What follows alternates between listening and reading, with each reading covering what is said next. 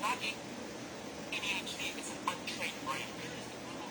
If you read a book and forget it next week, you didn't learn anything. You're just wasting your time. You're trying to fill a bucket that has no use. Most people think a bad memory is permanent. That's nonsense.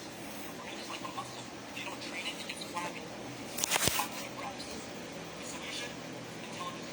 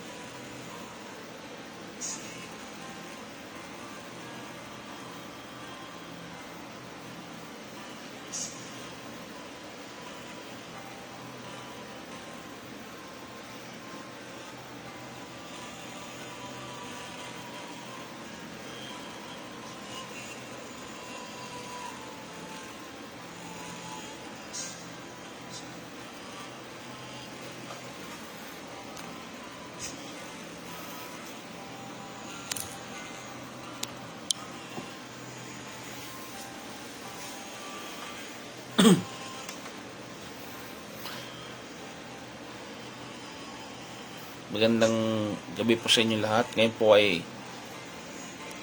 Good Friday, Holy Week special po natin sa Chapel of Worship Christian Faith Ministry.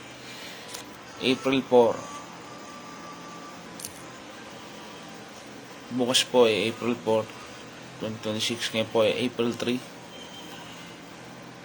2026, Good Friday. At yung pagnilay-nilayan ang ginawang sakripisyo ng Panginoon ay yung banal na araw na ito na Good Friday. Sa Pilipinas, ang sermon na ito ay nakasentro sa ginawa ng Panginoon, kung paano siya na ipako sa krus, kung paano ang buhay niya ay inalay niya sa sangkatuan. Ito ay nakasentro sa pag-aalala natin sa sakripisyo ni Jesus sa krus, Kalbaryo.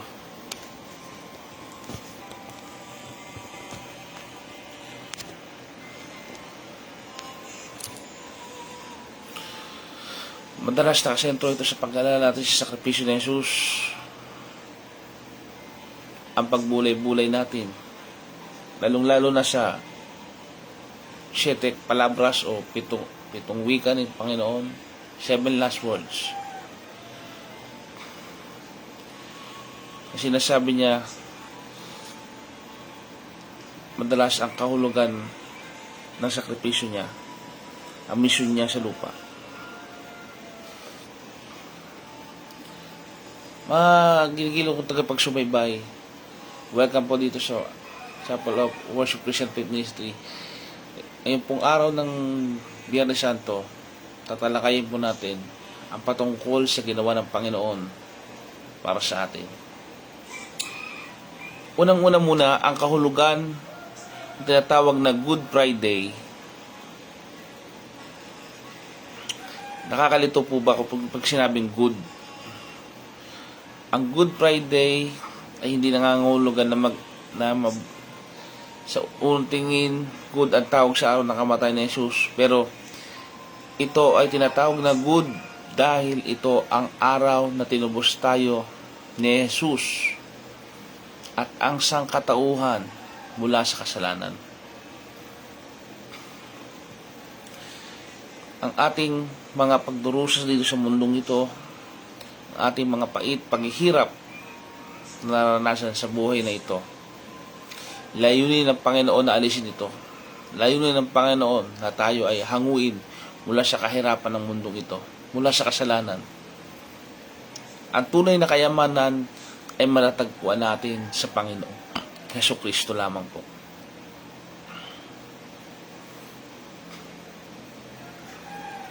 Ang unang mga sinasabi niyang wika, Ama, patawarin mo sila sapagkat hindi nila nalalaman ang kanilang ginagawa. Sang-ayon sa Lucas 23, versikulo 34.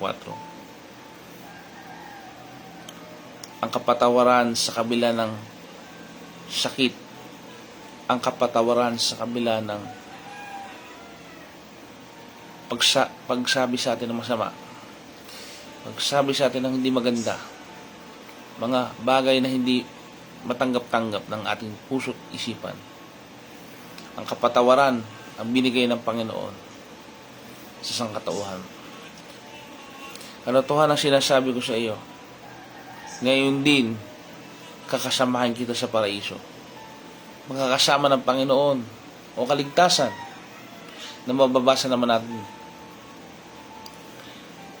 sa Lucas 23, versikulo 43. Ang katiyakan ng kaligtasan para sa mga nagsisisi lamang. Sinabi niya sa ikatlong wika niya, babae, narito ang iyong anak. Narito ang iyong ina. 1 Kabanata 19, versikulo 26 hanggang 27. Ang pagmamalasakit sa pamilya at sa simbahan. Diyos ko, bakit mo ako pinabayaan? Sang-ayon sa Mateo 27 hanggang 46. Ang tindi at gaano kabigat ang pasan ng Panginoon, pinasan niya ang kasalanan ng buong sanglibutan. Mabigat po ang pagkakasala natin mga tao. Isang tao pa nga lang po, napakarami na nagagawa ng kasalanan. Ganun pa kaya kung pasanin ng Panginoon ang kasalanan ng sanlibutan. May winika rin ng Panginoon, nauuhaw ako, na sinasabi ng Juan, Kabanata 19, versikulo 28.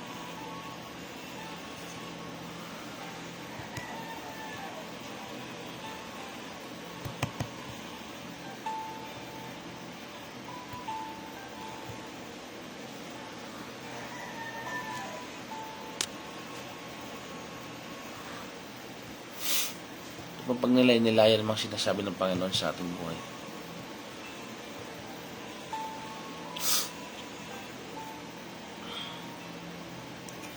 Ating isipin ang mga sinabi niyang mga salita.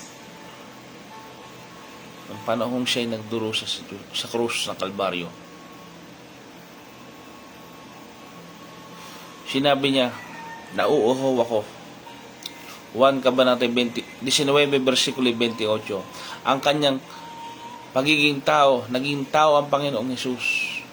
Ang sinabi niyang salita ay nauuhaw para sa ating mga kaluluwa. Nauuhaw ang Panginoon sa pagsamba natin. Nauuhaw ang Panginoon sa paglapit natin sa Kanya. Sa pagbibigay natin ng debosyon.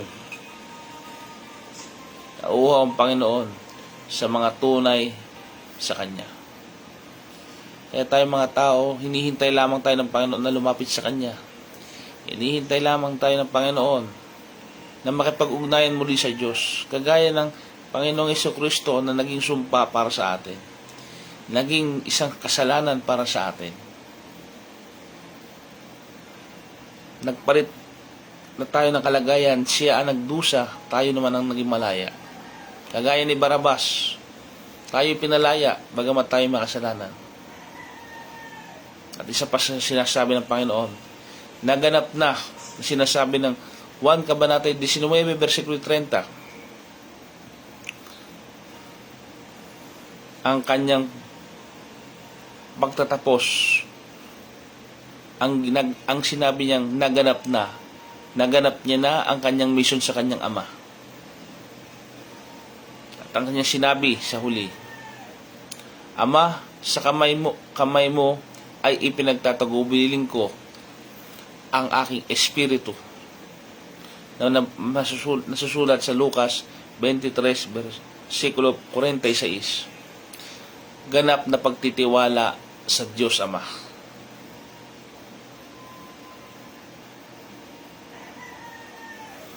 Bagamat ito po ay introduction lamang po, tayo po ay magpasimula sa pananalangin.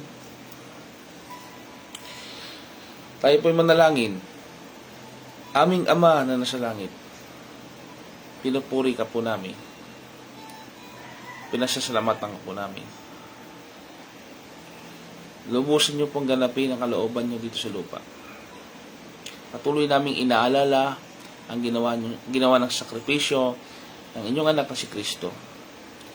Tunay po na kayo nabubuhay magpakailanman. Tulungan niyo kaming isagawa ang inyong aral. Tulungan niyo kaming isapamuhay ito.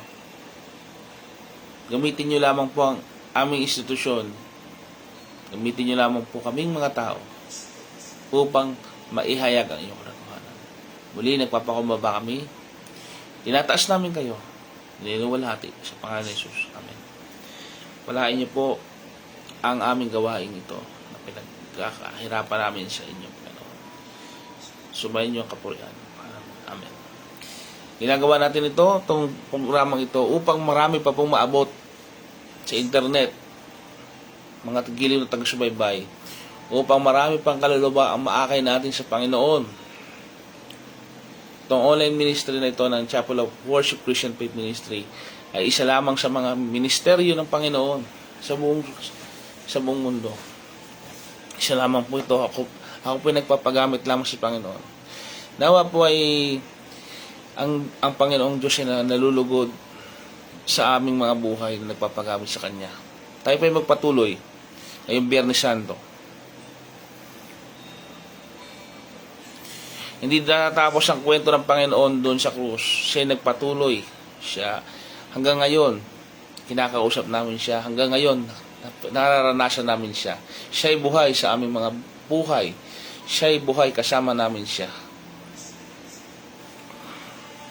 Ang Biyernes Santo, mga kinikilig kong taga-subaybay, ito ay ang pagpepera sa tradisyon ng mga Kristiyano.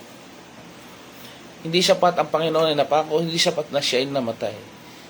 Naganap niya ang kanyang misyon at siya ay muling nabuhay, kagaya ng sa darating na linggo o linggo ng pagkabuhay, tinatawag na Easter Sunday ng iba. Muling nabuhay po ang Panginoon. Mga dito sa panahong ito, sa puntong ito, ating pinagdinilay-nilayan ang nangyari sa Kanya. Ang kamatayan ay hindi ang huling salita lamang. Hindi lang basta ito simbolo. Ito ay simbolo.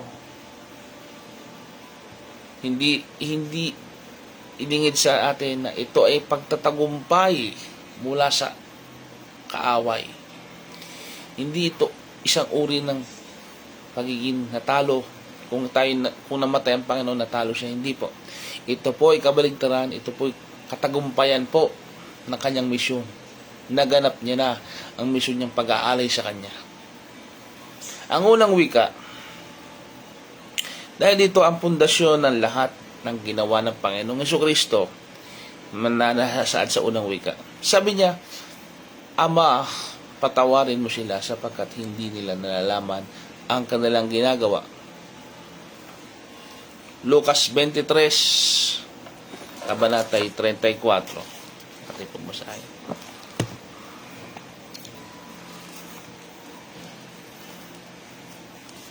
Lucas 23:34.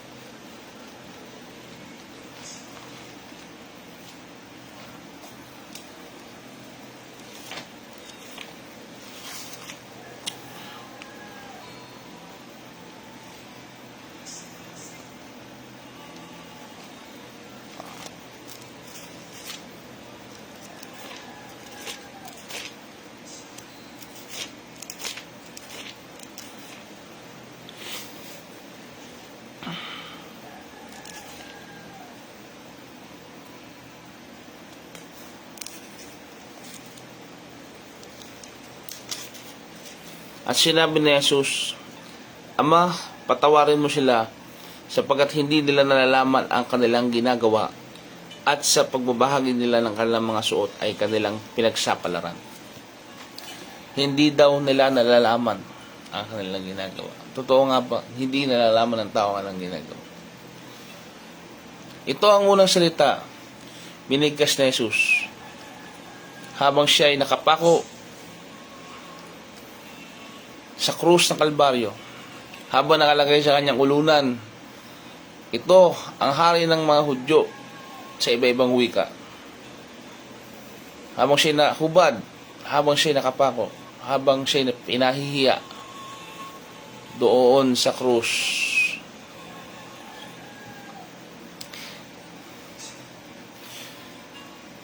Nakakaranas ba tayo ng pang-iinsulto? Nakakaranas ba tayo ng panliliit sa atin? Nakakaranas ba tayo ng hapdi sa ating puso? Ito na ang tinuturo ng Panginoon sa atin. Ito na ang sagot. Hindi tayo nag-iisa. Dinanas din ng Diyos ang karanasan ng tao na maghirap dito kasama sa lupa. Tayo naghihirap dito sa lupang ito. Tayo nakakaranas ng pagkapahiya. Tayo nakakaranas ng sakit. Tayo nakakaranas ng pang-iinsulto mula din sa ating kapwa-tao. So, balit, ang Panginoon ay tinuldukan ito. Nakita nyo na tinanggap niya, binata niya lahat ng hirap na iyon. Siya'y namatay para sa atin. Narito ang tatlong mahalagang bagay na makikita natin. Ang kapatawaran ay desisyon, hindi damdamin, at sa gitna ng paghihirap ay naramdaman ni Jesus. Nagpatawad siya. Hindi siya nakaranas ng comfort or ginhawa sa krus. Hindi siya nakaranas ng. Pinili niyang magbigay ng compassion at pagpapatawad. Ipinakita ito ang tunay na pagpapatawad. Hindi naghihintay na mawala ang sakit. Ito ay isang desisyon na palayain ang taong nagkasala sa atin dahil iyon ang kalooban ng Diyos, magpatawad. Ang kamangmangan ng tao, ignorance. Sabi ni Jesus, hindi nila nalalaman ang kanilang ginagawa. Hindi nito ibig sabihin na walang kasalanan ang nagpapako sa Kanya. Ibig sabihin nito, hindi nila lubos na nauunawaan ang bigat at epekto ng kanilang kasalanan sa harap ng isang banal na Diyos. Hindi pa nila malaman ang impyerno. Hindi pa nila alam ang sasapitin ng mga napapahamak. Hindi pa nila alam ang dadanasin ng taong mapupunta sa walang hanggang kapahamakan. Kaya niya nasabing, Ama, patawarin mo sila sapagkat di nila, pangkalahatan po, pagpapatawad ng Panginoon Diyos. Kung tatanggapin natin ang ginawa niya, kung ating bibigyang halaga at tatanggapin ang ginawa ni Jesus sa krus, yun po kasi ang kabayaran sa ating mga kasalanan kung tayo sasampalataya sa Kanyang ginawa para sa atin. Minsan tayo kasi minamalit natin, konting kasalanan lang yan, konting kamalian lang yan. Ngunit, ang kabayaran po ng kasalanan natin ay walang hanggan. Yung walang hanggang kapahamakan. Ang binayaran po ni Kristo, hindi po mura ang ginawa. Buhay niya, ang inalay niya. Sa biyaya ng Diyos, tayo'y naligtas. Higit pa sa buhay natin, sapagkat tayo makasalanan, siya'y banal. Buhay ng banal na tao at buhay ng anak ng Diyos. Walang iba kundi si Kristo. Ikatlo, si Jesus ay bilang isang tagapamagitan, intercessor. Kahit siya ay biktima, sabihin natin hindi naman dapat siya makulong doon. Hindi naman dapat siya pahirapan doon. Siya ang nagbigay sa atin ng paraan upang maintindihan natin na kailangan ibigin mo ang iyong kaaway. She walked the talk. Yung sinabi niyang, ibigin mo ang iyong kaaway. Yung sinabi niyang, yung turo niya na ipanalangin ang nagsisiusig sa inyo. Ginawa niya po yun. Ginawa niya po yun.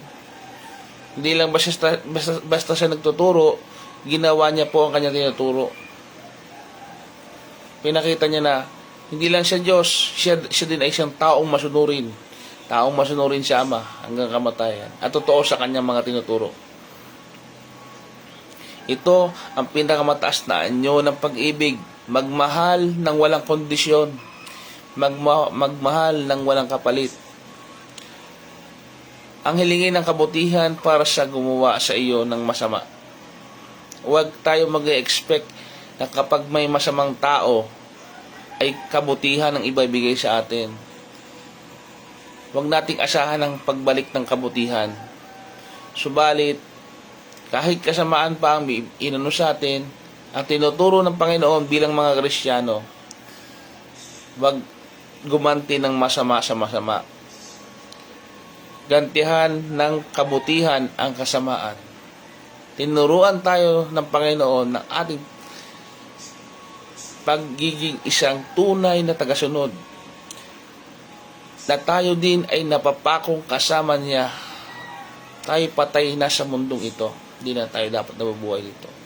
Ang simbolo ng krus na paghihirap, ang simbolo ng Kalbaryo na dinanas niya.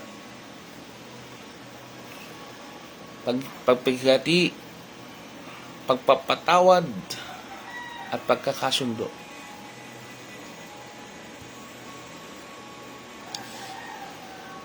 Sino ba sa atin ngayong mga oras na ito ang may mga taong hindi niya mapatawad o kahirap namang patawarin? Sino kaya sa isip natin? Kaya mo ba sabihin, ipapanalangin kita ka sa taong yun? Kaya mo ba sabihin sa Panginoon, napatawarin sila, mo Panginoong Hesus sila sapagkat hindi nila nalalaman ang kanilang ginagawa? Sa mga taong nanakit sa atin, masasabi mo bang pinapatawad ka ng Panginoong Hesus? Nasa sa atin po yan.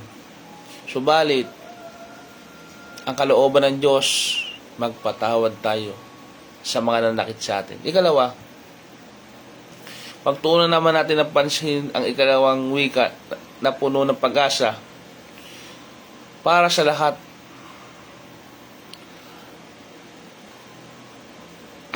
Katotohanan ang sinasabi ko sa iyo, ngayon din ay kakasamahin kita sa paraiso.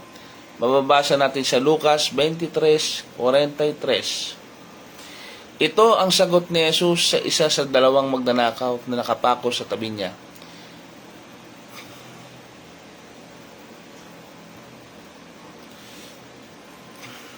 Mababasa natin sa Lucas 23:43.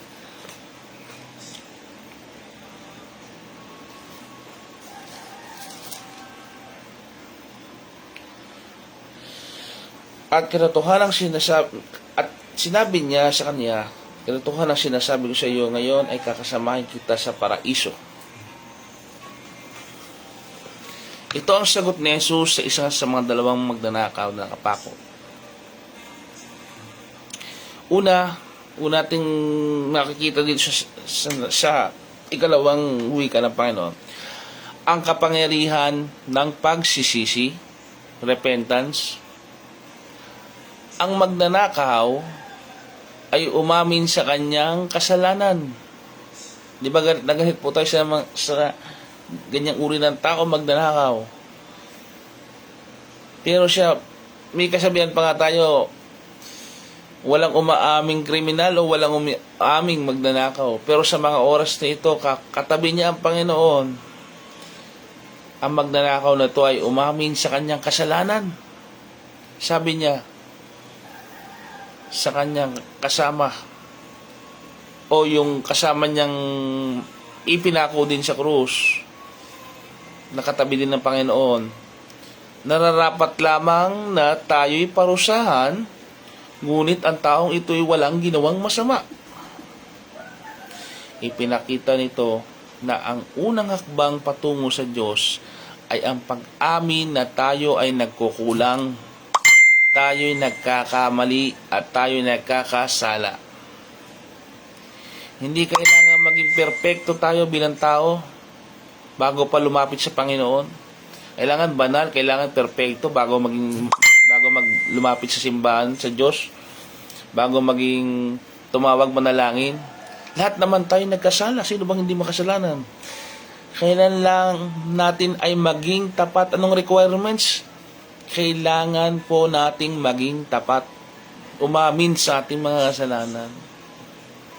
Dahil lahat naman tayo nagkakasala. Sino perpekto? Sino ka para husgahan mo yung kapatid? Sino ka para husgahan mo yung kapwa-tao na makasalanan? Lahat naman tayo nagkakasala. Kagaya ng magnanakaw sa krus, aminin natin, maging tapat tayo sa Kanya. Ikalawa, ang biyaya ay hindi pinaghihirapan. Tandaan natin ito. Ginawa na ng Panginoon ang sakripisyo. Ito yung by grace through faith. Kaligtasan sa pamagitan ng habag. Biyaya. Ito po ang sinasabing biyaya ng Panginoon laban sa gawa, mga gawa. Hindi po sa pamamagitan ng mga gawa natin, kabanalan natin, o sarili nating gawa, kabutihan natin, ang kaligtasan. Ang mabubuting gawa po ay bunga lamang ng totoong kaligtasan. Dahil nahabag ang Diyos, kaligtas po tayo. tinanggap natin ang kanyang regalo, kaligtasan, naligtas po tayo.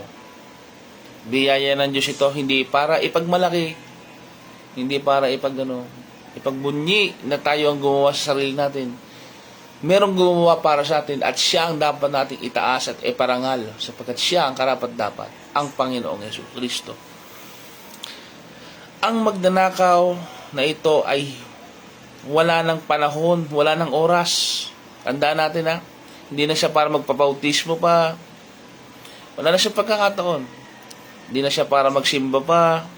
Hindi na siya para mag-memorize pa ng Bible o pumasok sa theological school o gawin pa ang anumang sinasabi ng mundo o ng simbahan na gagawin niya upang siya maligtas. Ang kinakailangan lang dito ay ang totoong puso. Hindi kinakailangan ng napakaraming mabuting gawa. Oo, napaka-importante ang mabuting gawa sa mga naliligtas. Dahil yan po ang ebidensya na tayo nga po ay naligtas na. Hindi po yung baligtad na nauuna yung mabuting gawa. Tayo naligtas sa grasya, ngayon po, yung bunga po nito ay mabubuting gawa. Yung pagkakawang gawa po na totoo, nanggagaling sa Diyos, hindi tayo nagsisimba dahil kailangan, kundi dahil mahal natin ang Panginoong Diyos. Dahil may namatay para sa atin, tayo naman ngayon ay nabubuhay sa mundong ito para sa Kanya.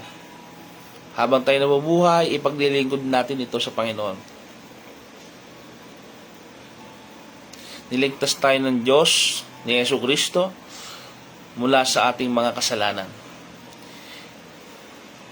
Ang biyaya ng Panginoon sa atin, ano ito? Kaligtasan, regalo ng buhay na walang hanggan. Hindi ito premyo para sa ating mabubuting gawa, tandaan natin. Ito ay regalo ng Diyos para sa atin. Ano ang pangako ng Diyos?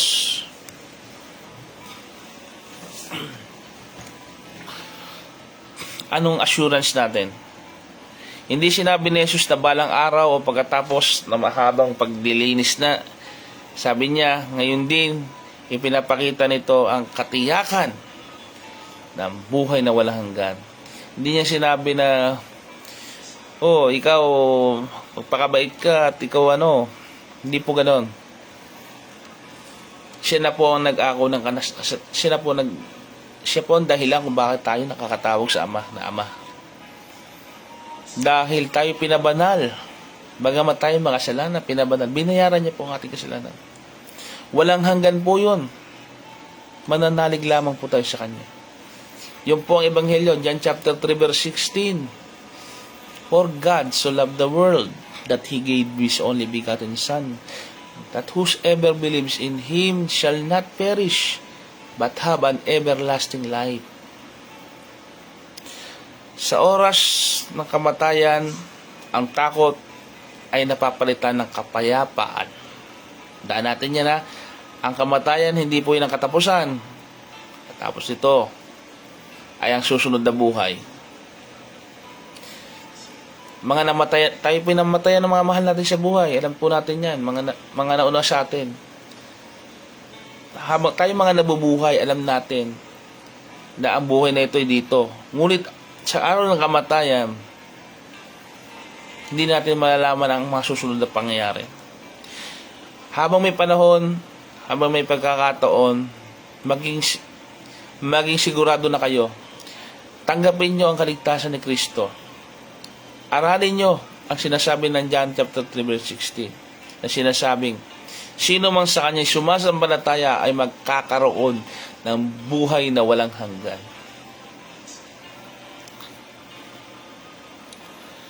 Sa oras na ito, iniisip natin ang ginagawa ng Panginoon sa atin. Ano ang hamon sa ating mga nakikinig diyan? Mga taga-subaybay.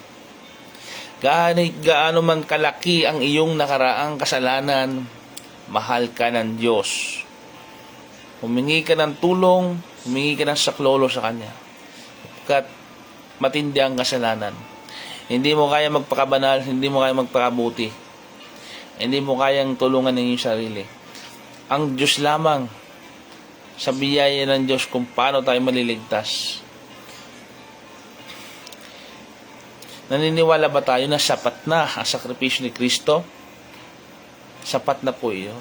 Sapagkat yun ang kaluguran ng Ama na isang perpektong alay para sa atin.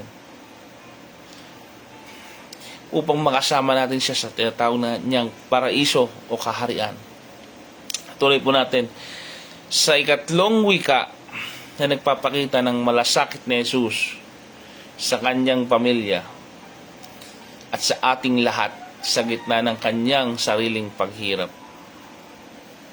Tanya, sa ikatlong wika, nagmamalasakit pa rin ang Panginoon. Mamamatay na lang ang Panginoon. Naghihirap na lang ang Panginoon. Nagmalasakit pa rin siya sa kanyang pamilya, sa kanyang mga disipulo. Nagmalasakit siya kay Maria, nagmalasakit kay Juan. Sinabi niya sa ikatlong wika, na mababasa natin sa Juan Kabanata 19, versikulo 26 hanggang 27. Sabi niya, o wika niya, babae, narito ang iyong anak. Narito ang iyong ina. Sinabi niya, babae, narito ang iyong anak. Narito ang iyong ina.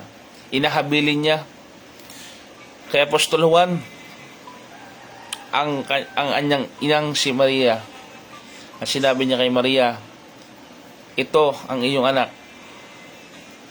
Maliwanag po na ang pagiging isang pamilya ay wala sa dugo.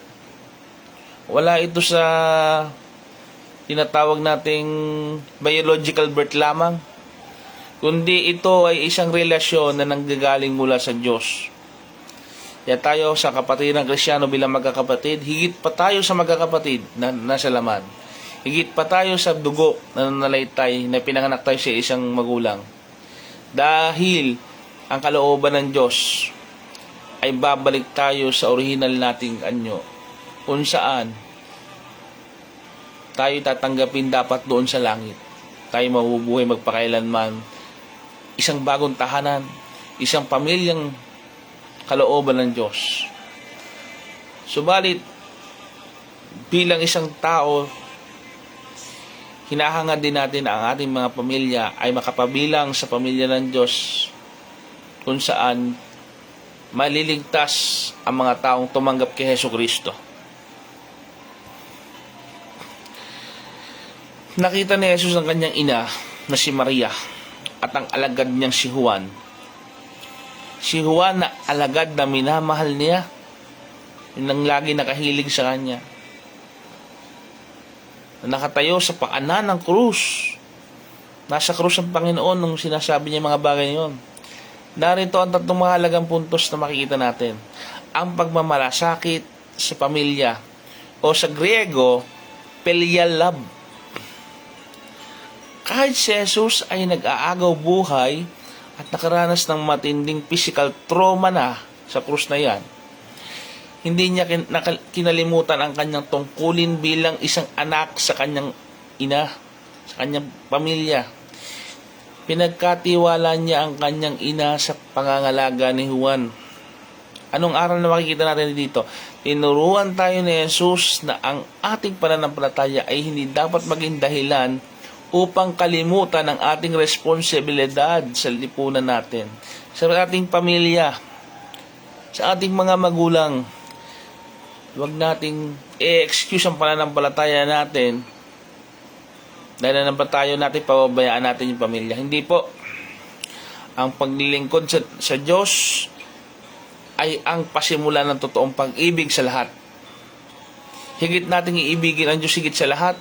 Subalit, pasimula ito upang tunay nating mamahal ang ating pamilya.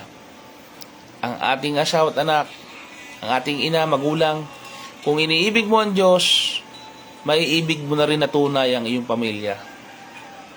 Kung ang hindi nakikita ang Diyos ay naiibig mo, maiibig mo na rin ang mga nakikita mong tao sa iyong paligid.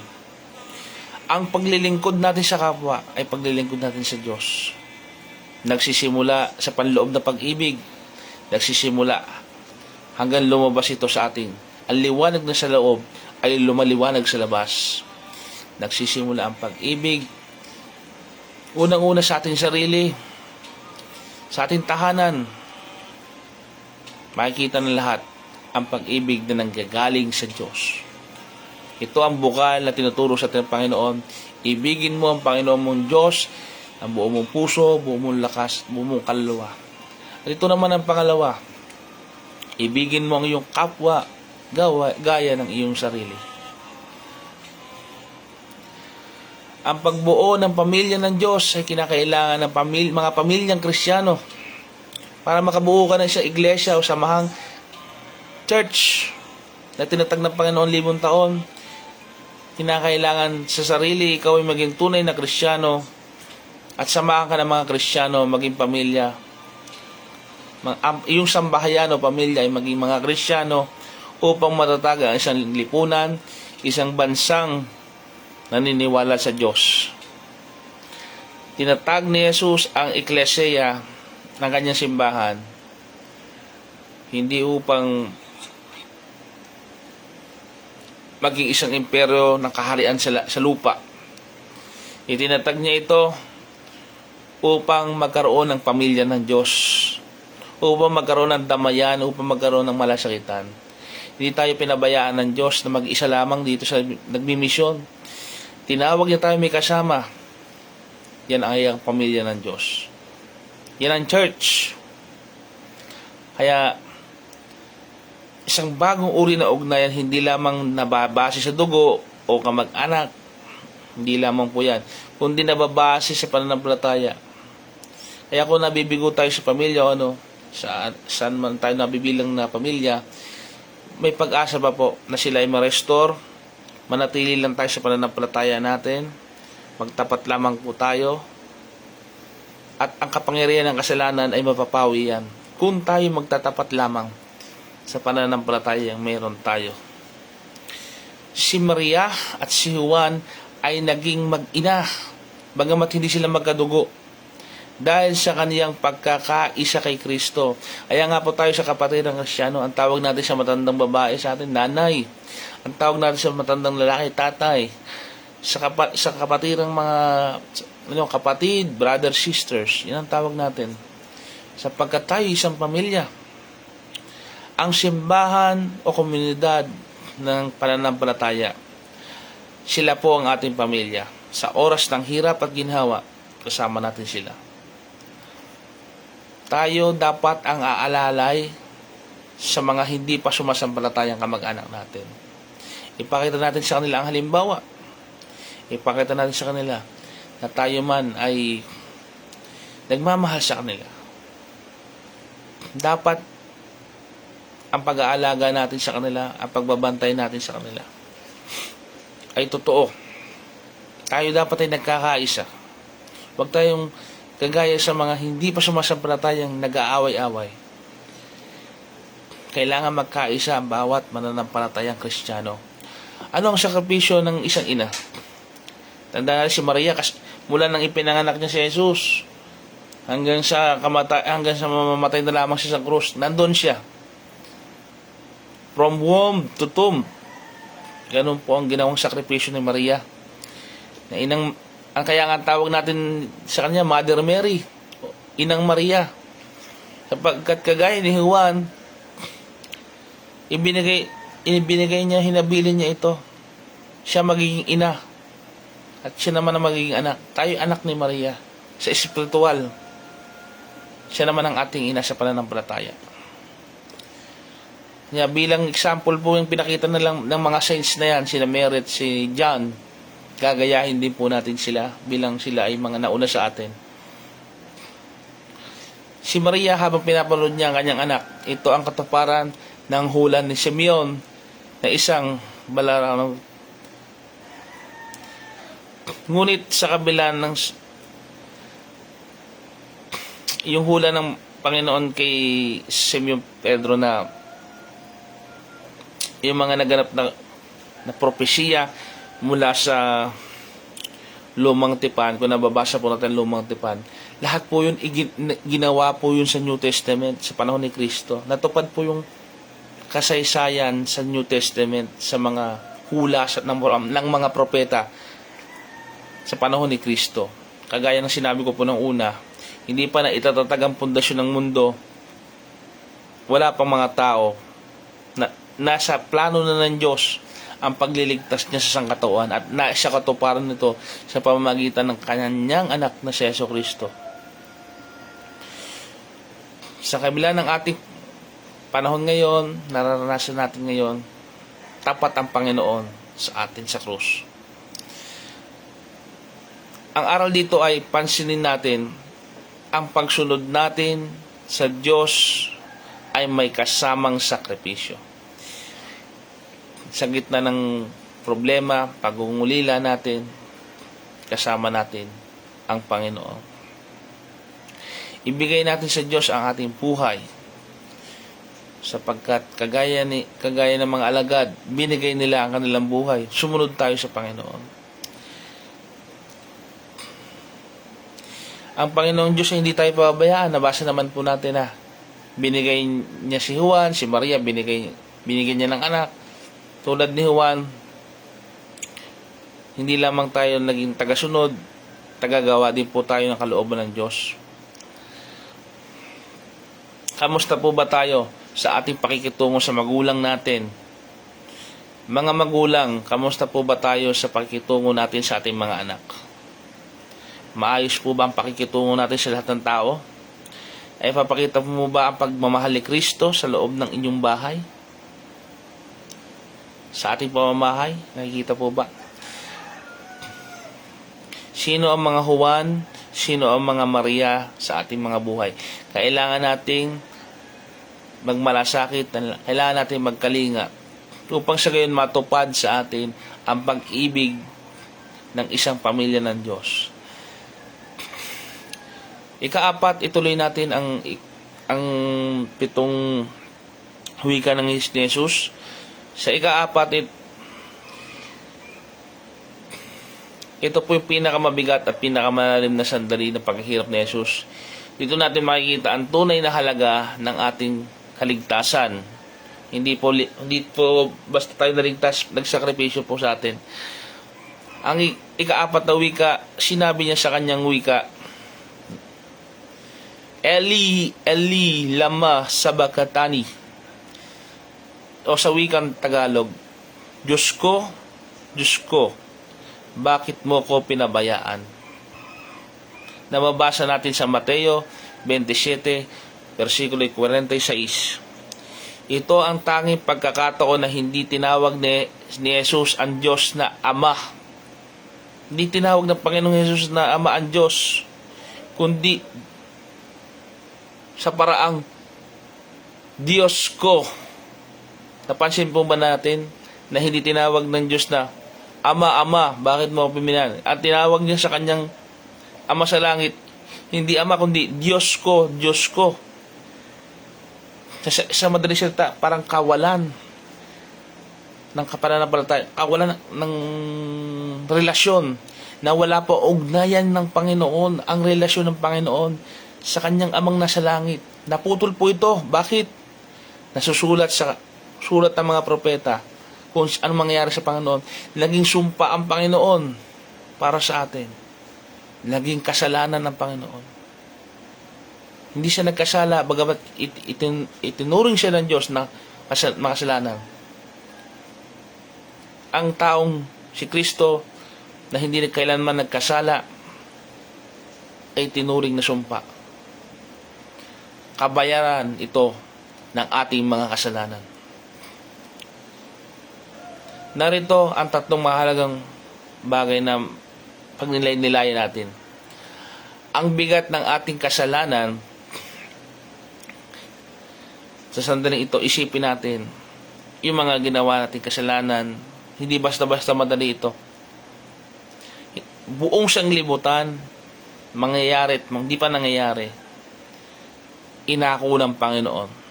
Nakaraan, kasalukuyan, at sa hinaharap, binuhat ng Panginoon. Binuhat niya ang bigat ng lahat ng yan para sa atin. Yung mga gagawing pagkasalanan, inari ng Panginoon. Si Jesus ang dahilan kung bakit tayo nakakatawag ngayong Ama sa Diyos. Dahil ang Diyos ay banal, hindi siya maaaring makisama sa kasalanan. Naging kasalanan ng Panginoon dahil sa atin. Tandaan po natin kung bakit nabanggit ng Panginoon, Diyos ko, bakit niyo ako pinabayaan? Upang bayaran ng ating parusa, kailangan maranasan ni Jesus ang ganap na pagkahiwalay sa presensya ng Ama, na walang po siya na ugnayan sa Panginoong Diyos Ama. Anong makikita natin leksyon? Ang sakit na ramdaman ni Jesus ay hindi lamang pisikal na sakit. Ito po ay espiritual na kawalan ng pananampalataya. Nawalan siya ng ugnayan. Ito sa makatuwid ang karanasang impyerno, mga kapatid, na huwag naman sana nating danasin. Ito yung agony, ito yung sacrifice. Naranasan ng Panginoon Diyos ang impyerno na hindi dapat mararanasan niya. Siya mismo ay nakaranas ng impyerno na dapat sana tayo po ang dadanas. Na sana po tayo po ang dadanas. Ang katapatan sa kasulatan na sinasabi, ang mga salitang ito ay hango sa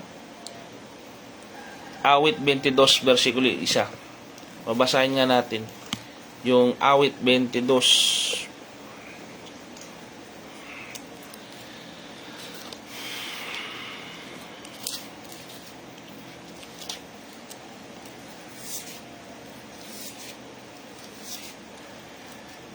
Verse 1. Diyos ko, bakit ako pinabayaan? Bakit ka napakalayo sa akin? Pagtulong sa akin at sa salita ng aking pagangal. Nasusulat na po pala ito sa Old Testament. Sa Old Testament pa lang nasusulat na. Diyos ko, bakit mo ako pinabayaan? Bakit napakalayo ng pagtulong mo sa akin at sa mga salita ng aking yan po yung sinasabi ko sa inyo na sa lumang tipan pa lang, 1,000 taon na nakakaraan, ay ginanap ng Panginoon ang mangyayari sa Kanya. Sa gitna ng Kanyang matinding pagdurusa, inaalala ni Jesus na ang lahat ng nangyayari ay ayon pa rin sa plano ng Diyos. Kahit sa pagaramdam ng pag-iisa, na natili siyang tapat sa kanyang misyon. Pag nilay-nilayan natin, minsan sa ating buhay, pakiramdam natin ay iniiwan tayo ng Diyos. Akala natin walang Diyos. Ngunit tandaan natin, naranasan natin ang buhay na ito ay pagsubok lamang. Ito'y daraan lamang tayo sa buhay na ito. Si Jesus, naranasan niya ang buhay na ito. Hindi tayo nag-iisa. Naranasan niyang iwan ng ibang tao, naranasan niyang ipahi. Naranasan niya po lahat yan, yung malulungkot na problema ng tao. Naranasan niyang iwan upang kailanman ay hindi tayo iwan ng Diyos Ama. Naranasan niya po yun. Ang pag-ibig na nagpabaya para sa yun yung sinatawag na kapalit, in exchange. Pinabayaan ng Ama ang anak sa krus upang hindi niya tayo kailanman pabayaan sa ating kasalanan. Tandaan niyo yan, ha. Panandalian ito, pero kinakailangan mangyari. Ang paghiwalay ng Panginoon sa Ama. Yung sinasabi ng Panginoon sa panalangin na kung maaari, Ama, wag sanang ano yun yung kopa na paghihirap. Yun yung sinasabi yung kopa ng paghihirap. Yung sa Gethsemane, sa Garden of Gethsemane na ayaw na maranasan ng Panginoon. Subalit, kung ang kalooban daw ng Ama, ang kalooban ang mangyari nawa, ang sabi ng Panginoon. Ito po ang pinakamataas na patunay na ang Panginoong Yesus ang pinili. Siya ang anak ng Diyos. Na magkasama tayo niya sa walang hanggang buhay, kailangan natin natanggapin itong aral na ito. Yung ginawa ng Panginoong Yesus para sa sangkatauhan. Gaano kalaki ang ginawang sakripisyo ng Panginoon sa atin, mga tagapakinig, mga taga-subaybay, naranasan ba natin yung pag-ibig ng Diyos sa atin? Hindi malayo ang Diyos. Kung nararamdaman mong malayo ang Diyos, tandaan mo, nauna sa atin ang Panginoong Yesus, dumanas siya ng matinding kadiliman. Naranasan niya rin po yung bagay yan. Dahil po sa kasalanan. Ganyan po kabigat ang kasalanan. Nagpapalayo sa atin sa Diyos Ama. Ganon ba natin pinabayaan ang buhay natin ito na malayo sa Diyos? Tayo ang dahilan. Yung kasalanan natin yan ang nagpapalayo sa Ama. Yung kalayaang ito na tinatamasa natin ngayon sa pananampalataya ay binayaran na ng Panginoon sa pamagitan ng paghiwalay niya sa kanyang Ama. Tandaan natin, yung po ang pinakamabigat na sakripisyo, higit pa sa mga hampas-hampas sa kanya, higit pa sa physical trauma ng kanyang katawan at emotion, ang paghiwalay niya sa Ama. Tandaan po natin yun. Ang ikalimang wika ng Panginoon, ang pinakamaikli, nauuhaw ako. Sinabi niya, nauuhaw ako.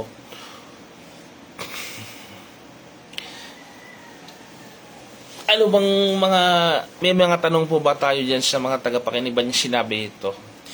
Ituloy natin. Bagamat pinakamaikli ito, nagpapakita ito ng tunay na pagkatao, ang kanyang mas malalim na hangarin para sa atin.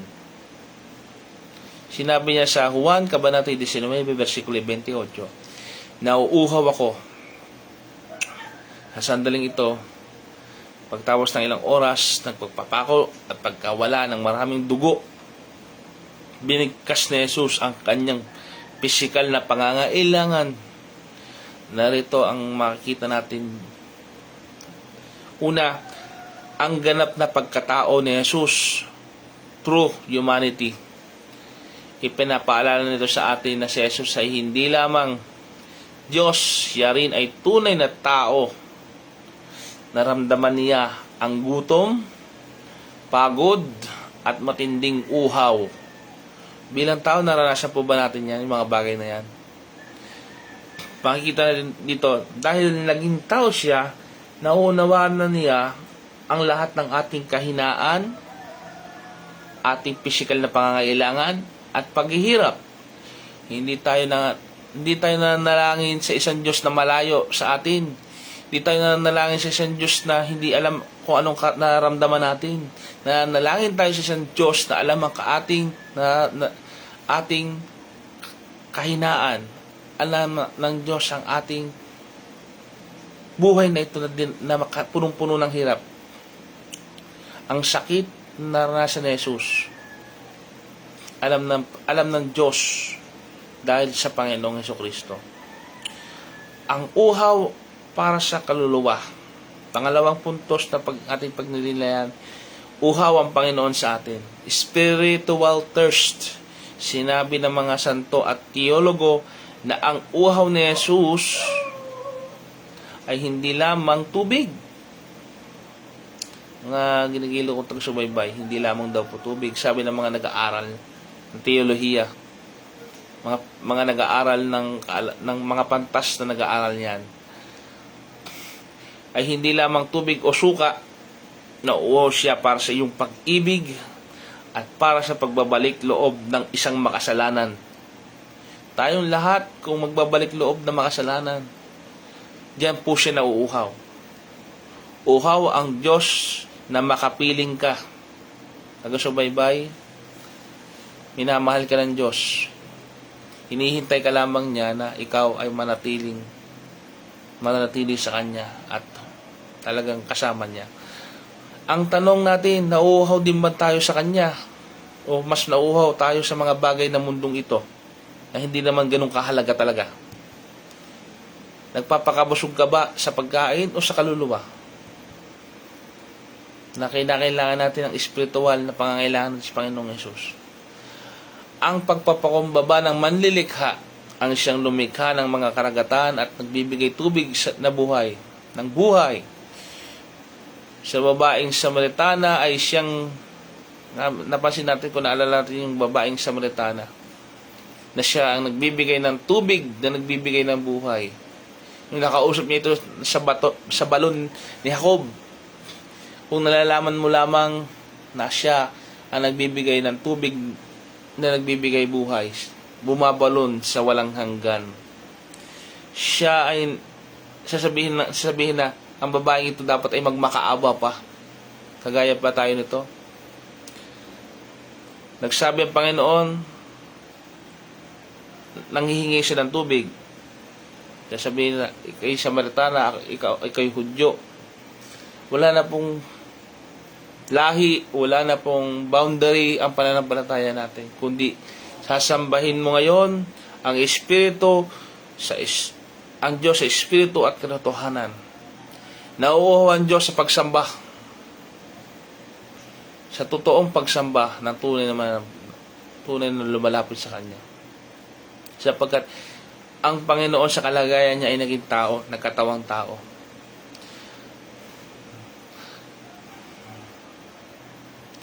Ganyan siya nagpakababa para sa atin. Hinayaan niyang mauhaw siya upang hindi tayo muling mauhaw pa sa espiritual na aspeto ng ating buhay. Ito ang hamon sa atin. Ano ang iyong uhaw sa buhay ngayon? Hinahanap mo ba ang sagot sa mga material na bagay o sa tubig ng buhay na kay Kristo? Handa ka bang pawiin ang uhaw na ito? Si Jesus ang daan, siya ang katotohanan, siya ang buhay. Walang makaparoon sa Ama kung hindi sa pamamagitan niya. Pinadala niya ang kanyang nag-iisang anak upang tayo lahat ay maligtas. O pinipili natin yung iniisip ng ibang tao, o pinipili natin ang layaw sa mundong ito. Ituloy natin sa ika-6 na wika ng Panginoon. Ang hudyat ng kanyang ganap na katagumpayan, ang pinakamahalagang salita ng kaligtasan. Sinabi niya, tatalastay, naganap na. O sa ibang consummatus. It's consummated sa English. Juan Kabanata 19, versikulo 30. Sa wikang Grego, ito ay salitang telastai. Ito ay hindi sigaw ng pagkatalo, kundi isang sigaw ng tagumpay. Narito ang mga bagay na ating pag-nilay-nilayan. Bayad na ang utang mo. Fully paid. Binayaran ng Panginoon. At dapat na tayo ang magbabayad. Noong unang panahon, ang salitang tetelestai ay sinulat sa mga resibo kapag ang isang utang ay lubos nang nabayaran. Ang ating utang na kasalanan ay hindi natin kayang bayaran. Kahit gaano pa tayo kabait, ngunit si Kristo, binayaran ito ng buong buo. Wala ka nang kailangan idagdag sa kaligtasan. Tapos na. Ito ay regalo ng Panginoon para sa atin. Tanggapin na lang natin. Ang misyon, tinatag na misyon niya, ay naganap na. Mission accomplished na. Kumbaga sa gera o sa isang pakikibaka, mission accomplished. Mula nang simula ni Jesus ang kanyang ministeryo, ang kanyang layunin ay ang mamatay para sa atin. Ang sinabi niya, yung mga sinasabi niya ay mga hula ng mga propesiya. Ang mga ginagawa niya ay mga hula ng propesiya mula pa sa lumang tipan. At ang plano ng Ama ay ang magtagumpay siyang maisagawa ang mga ito. Naganap niya na ang mga bagay na ipinagagawa ng kanyang Ama. Tinuturuan tayo ni Jesus na katapatan hanggang sa dulo. Magtatagumpay ka hindi lang ngayon, pero hanggang sa kamatayan. Hanggang sa kamatayan sa krus. Hanggang sa kamatayan, sana tayo nagtatapat, mananatiling Kristiyano hanggang sa huli. Hindi sapat ang yung simula lang, ningas kugo, hindi po. Kailangan magpapatuloy po ang ating pananampalataya. Kailangan tapusin natin ang ating takbuhin na ibinigay ng Diyos para sa atin. Kagaya na sinasabi ni San Pablo. Ang pagkawasak ng harang. Alala natin yung harang, yung the veil, it's torn, diba? Nawasak po. Nang sabihin niya ito sa tabi ng templo ay nahati sa dalawa. Ibig sabihin, wala nang harang sa pagitan ng tao at ng Diyos. Hindi na natin kailangan ng mga ritual. Tandaan natin, tagapamagitan sa tao, lumapit sa Diyos Ama. Kailangan mo pa ng mga matataas na pari at mga ano. Hindi na po. Sapagkat tayong lahat ay mga naging pari ng Panginoon, tayong mga mananampataya. Tayong lahat ay nakaka-access na sa Panginoon. Hindi sasabihin, ikaw ba'y nag-aral, nagtapos ng teolohiya, ikaw ba'y ganito ka bang ano. Hindi po yun ang ano. Kung nauunawaan mo ang ginawa ng Panginoong Yesus, sapat na po yun. Dahil sinabi niya, naganap na. Mayroon ka ng diskarte sa Panginoon. Ito po yung ugnayan sa Panginoon. Eh, hindi ka pwedeng maliitin ng iba. Maliitin ka dahil hindi ka pinag-aral, hindi ka nag-aral, o ikaw ay walang trabaho, ganyan. Bibigay ng Panginoon lahat yan, subalit kinakailangan mo ng ugnayan. Ang pagmamalaki natin ay si Jesus, na siyang nagbayad ng ating mga kasalanan. Paniniwalaan ba natin ang mga bagay na ito? Kung paniniwalaan mo, mapalad ka sapagkat yan ang regalo ng Panginoon. Si Jesus ay napako sa krus. Kung susubukan mong bayaran ang iyong mga kasalanan sa pamamagitan ng iyong reliyosong paggawa, so anumang bagay na nagkakamali po tayo. Sapagkat hindi kailanman tayo makakapagwagi sa kasalanan. Malibang tayo'y lumapit sa ginawa na ng Panginoon, manampalataya po tayo sa Kanya. Siya ang buhay na walang hanggan. Hindi natin kayang umiwas sa bisyo, hindi natin kayang umiwas sa ating masamang ugali o sa masamang ugali ng iba. Kinakailangan natin ng kapangyarihan ni Jesus mula sa kasalanan. Handa ka bang tapusin na yung nakaraan nating mga pagkakamali na yan, yung mga masama nating ginawa nung nakaraan? Ibigay natin ang buhay natin sa Panginoong Yesus. Panghawakan natin sa pananampalataya ang ginawa ni Jesus. Sa ikapatong wika ng Panginoon, sinabi niya, Ama, sa kamay mo ay pinagtatagubilin ko ang aking espiritu. Sinabi niya, itinatagubilin niya. Nagpapakita ng ganap na kapayapaan at pagtitiwala kay Jesus, ni Jesus sa kanyang Ama. Ang ikapitong wika, Ama, sa kamay mo ay pinagtatagubilin ko ang aking espiritu, na mababasa natin sa Lucas, Kabanata 23, versikulo 46. Matapos ang hirap, uhaw at ang sakit, bumalik si Jesus sa pagtawag sa Diyos ng bilang Ama. Ama, ito ang kanyang huling hininga bago siya nalagutan ng buhay. Narito ang tatlong bagay na pag-iisipin natin. Una, ang panalangin ng ganap ng pagtitiwala o total surrender. Kung nanalangin ka, totally surrender. Ang salitang ito ay hango sa awit 31, versikulo 5. Ito ang panalangin tinuturo ng mga Hudyong magulang sa mga kanilang mga anak bago matulog. Ang kanyang huling sandali, ipinakita ni Jesus na siya ay parang isang batang panatag na natulog sa bisig ng kanyang ama. Ang tunay na pananampalataya ay ang paglalagay ng ating buhay, ang ating bukas, ang ating pamilya, at ang ating kinabukasan sa kamay ng Diyos. Kapag tayo nananalangin, ipinagkakatiwala natin sa Diyos ang lahat-lahat. Kahit sa gitna pa ng hindi maganda o kadiliman o hindi kasiguraduhan. Ang kamatayan, ikalawang puntos, ang kamatayan ay hindi katapusan sa ginawa ng Panginoon. na pagsunod sa Ama. Victory over death. Hindi kinuha ng mga Romano ang buhay ni Jesus. Hindi nila kayang kunin yan dahil Diyos nga yan eh. Ibinigay niya ito. Kusang binigay ni Jesus ang kanyang buhay. Sabi niya, ipinagtatagubilin ko.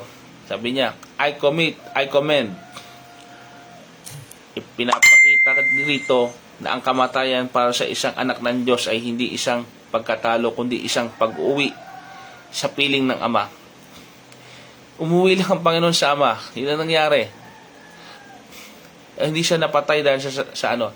Ibinigay niya ang buhay niya ng kusa. Dahil kay Kristo, hindi na tayo dapat matakot sa kamatayan. Sa mga taong natakot sa kamatayan, isipin natin ang Panginoon. Binigay niya ang buhay niya. Ito ay pintuan lamang patungo sa tunay na buhay. Tandaan natin yan. May buhay pa sa kabila. Tandaan natin yan. Ikatlo, ang ligtas na kamay ng Diyos. Walang mas ligtas na lugar kundi ang sa piling ng Diyos. Sa krus, dapat nating panghawakan ang krus ni Kristo. Napako ang kamay ni Jesus, ngunit ang kanyang espiritu ay malaya at ligtas. Tandaan natin. Dahil sa mga ginawang sakripisyo ng Panginoon, tayo naligtas. Maraming mga bagay na gustong umimpluwensya sa atin. Ano ito? Mga takot, mga bisyo, sanglibutan, mga taong mali. Yan ang mga gustong humawak sa atin. Ngunit, ang pinakamainam dito, ang pagtitiwala natin sa ating lumikha na binigay niya ang nag-iisa niyang anak. Ngayong Biyernes Santo, bigyan natin ng maitim-tim na katahimikan ang buhay na pinagkalob niya. Alalahanin natin ang ginawang sakripisyo ng Panginoon.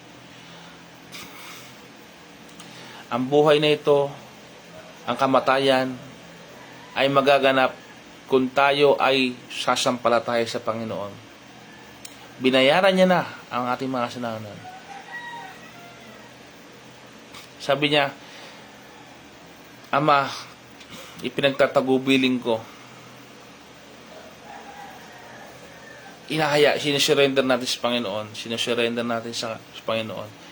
Lahat ng ating alalahanin kapag tayo tumatawag sa Ama. Mga ginigilo kong tagapagsubaybay,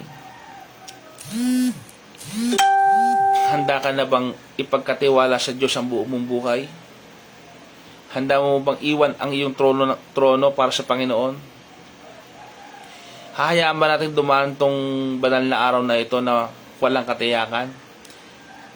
Nakikilala mo na ba ang Panginoong Hesukristo? Kung ano ang krus? Naway nakatulong itong pag-aaral nating Biyernes Santo upang sa maikling pag-uusap na ito ay na-share ko po ang mabuting balita sa inyo. Sa ating pagtatapos, ako'y nagpapasalamat sa Panginoong Diyos.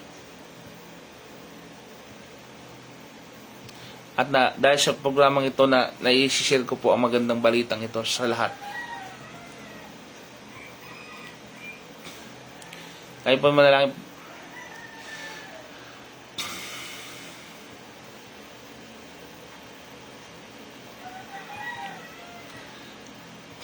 Sana ay nakatulong itong programang ito ng Biyernes Santo. Kung meron man tayong mga katanungan, meron man tayong mga maaari nyo po kung kausapin, mensahe, pwede po.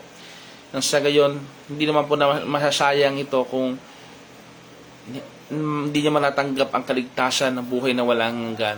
Maaari nyo po akong tawagan at maaari nyo po akong kung kayo po ay natouch sa gawain na ito, ay kayo po ay lumapit lamang at nang sa gayon ay maunawaan yung lubos ang kaligtasan. Kayo po ay manalangin. Dakilang Ama na nasa langit, pinupuri ka namin at pinasasalamatan.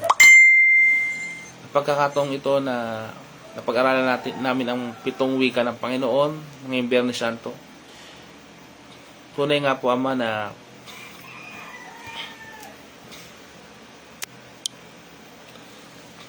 kayo po ang lahat-lahat sa amin. Kayo po ang nagbibigay ng lahat para sa amin. Tulungan niyo po kami na maunawaan ang sakripisyong ginawa niyo para sa amin. Pinapagnilay-nilayan po namin ang lahat sa inyo sa pananalangin. Nagpapasalamat po kami sa Panginoong Hesus. Maraming pong salamat sa mga oras na ito. Salamat sa Kanya at ginawa niya ang kaligtasan na para sa amin. Ipinaalala mo sa amin sa pag-aaral na ito ang lalim at lawak ng iyong pag-ibig sa pamagitan ng krus. Sa bawat salitang binigkas mo sa gitna ng iyong hirap, nakita namin ang iyong puso. Puso nagpapatawad, puso nagliligtas at puso nagmamalasakit.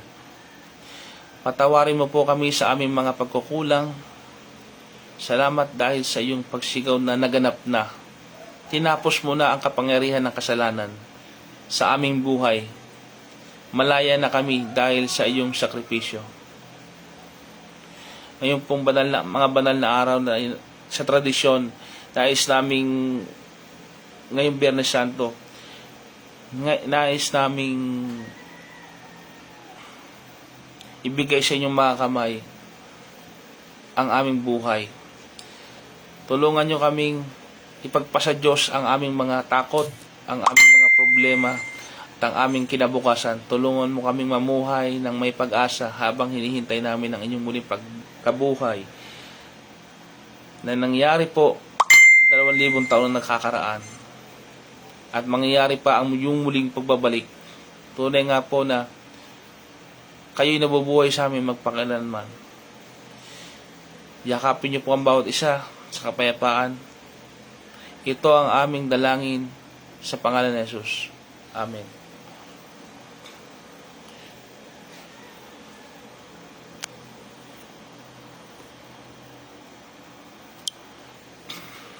Muli po mga taga-subaybay, maraming po salamat sa pagsubaybay at pagpalain po tayo ng Panginoong Hesukristo.